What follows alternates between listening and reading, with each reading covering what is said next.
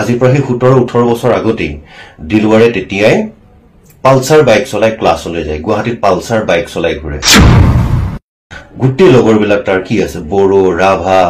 মিচিং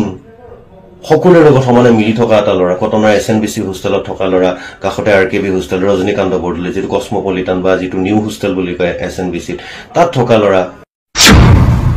দুটাকৈ কেছ দিছে এটা জামিন পালে আন এটাত তেওঁ আকৌ গ্ৰেপ্তাৰ কৰিছে কিন্তু সেই প্ৰসংগত অলপমান বাহিৰত গৈ অলপ কথা এটা ক'ব বিচাৰিছো যে শাসকে পক্ষৰ এছামে বা একাংশই সোশ্যাল মিডিয়াত এটা কথা প্ৰায় দিছে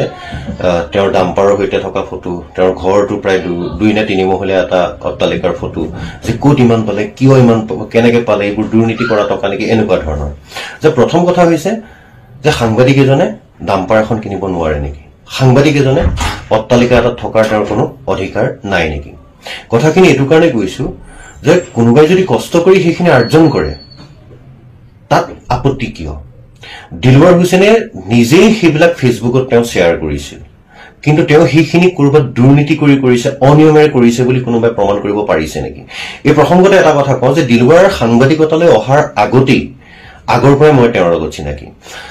কটন কলেজত হাই সেকেন্ডাৰী হুজাইত তেওঁ শংকৰদেৱ বিদ্যানিকেতনত পঢ়িছিল মেট্ৰিকলৈকে তাৰ পিছত হাই সেকেন্ডাৰীটো হুজাইতে পঢ়ি কটনত ডিগ্ৰী পঢ়িবলৈ আহিছিল তেওঁ ডিগ্ৰী পাছ কৰাৰ পিছত মাস কমত এডমিশন লৈছিল কটনতে ডিপ্লোমা কোৰ্স কৰিছিল তেতিয়াই আজিৰ পৰা 17-18 বছৰ আগতেই দিলৱাৰে তেতিয়াই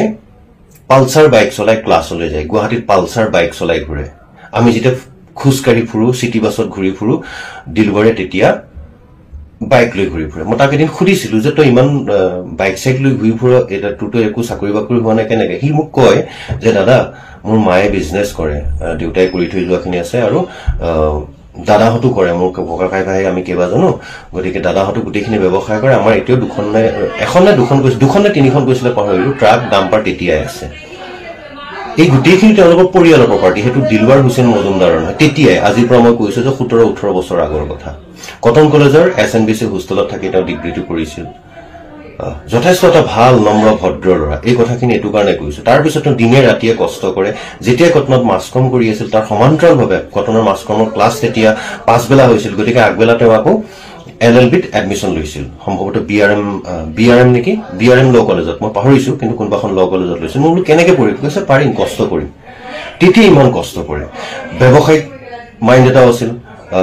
পত্নীৰ নামত এখন দোকান খুলিছিল সেইখনকো এতিয়া বহুতে সমালোচনা কৰিছে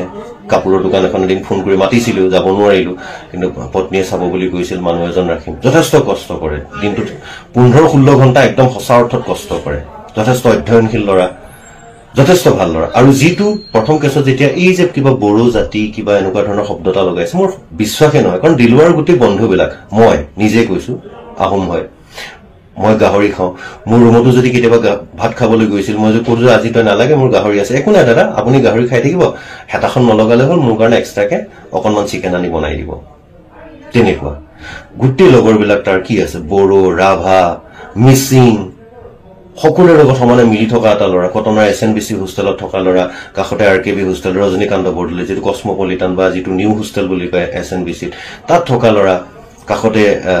ৰজনীকান্ত বৰদলৈ হোষ্টেল আছে তাত তাৰ বন্ধুবৰ্গ আছে গুটেইখিনি তেতিয়া গতিকে তেনেকুৱা এজন লৰাই তেনেকুৱা কিবা জাতিগত কথা ক'ব বুলি মোক অকণমানো বিশ্বাস নহয় এই কাৰণে কৈছো হি যদি কিবা দুখ কৰিছে তাৰ মতে ব্যৱস্থা লওক এতিয়ালৈকেতো কি দুখ কৰিছে কি কৰিছে একো স্পষ্ট প্ৰমাণ দিবই পৰা নাই দ্বিতীয় আৰু মোৰ এই কথাখিনি কোৱাৰ কাৰণটো হৈছে যে তাৰ প্ৰপাৰ্টিক লৈ তাৰ সম্পদক লৈ তাৰ ঘৰক লৈ তাৰ গাড়ীক লৈ যি ধৰণৰ মন্তব্য কৰিছে একেবাৰে উচিত হোৱা নাই কাৰণ পুনৰ কৈছো যে আমি যেতিয়া হাৱাই চেণ্ডেল পিন্ধি সাধাৰণ পেন্ট চাৰ্ট এটা পিন্ধি এতিয়াও তেনেকৈ মোৰ একো হোৱা নাই পৰা নাই হি তেতিয়াই গুৱাহাটীত পালসাৰ বাইক লৈ ঘূৰে আৰু সেইখন তাক ঘৰৰ পৰা দিয়া এজন ষ্টুডেন্ট হিচাপে যেতিয়া ৰুমত থাকে তেতিয়া হোষ্টেলৰ পৰা লোৱাৰ পিছত ৰুম লৈ থাকে 3000 টকাৰ ভাড়া 3000 টকা ভাড়া ৰুম খোৱা বোৱা